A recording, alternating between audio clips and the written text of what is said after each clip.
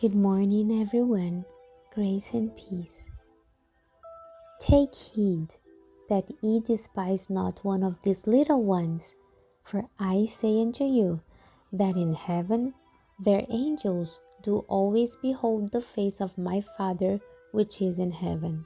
Matthew 18:10.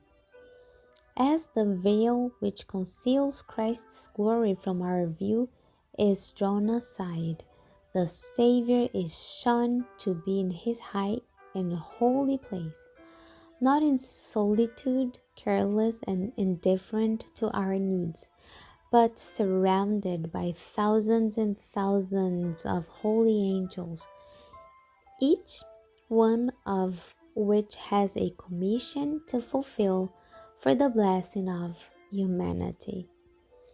The Savior is in communication with every part of his vast dominion.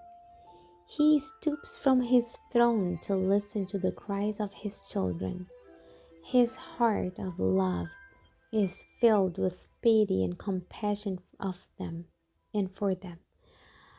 But his greater grief, I am instructed to say, comes when grief is brought to those whom he has appointed to do a certain work, when someone who does not understand the will of God urges his way in to cloud judgment by many words. Months and years may be needed to undo the wrong wrought in the few minutes spent in speaking unadvised words. Oh, we must not grieve the Savior by our lack of love for one another.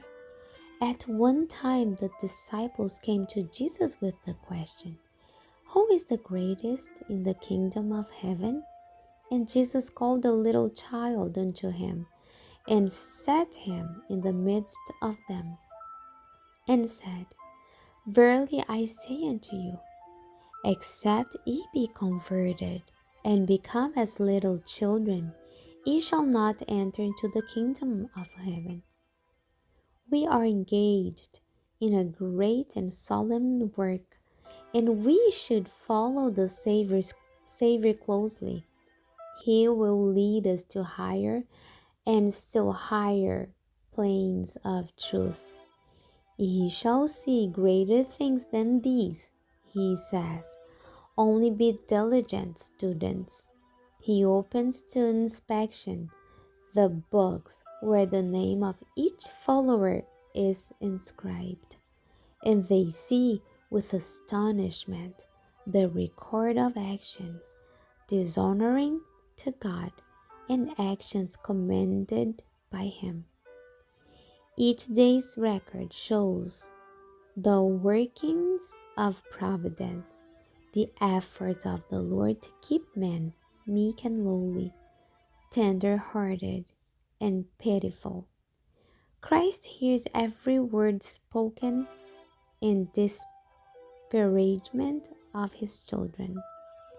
He knows when they become almost distracted in their work, because meddlesome persons, instead of attending to their own work, carry a great burden for the work of someone else.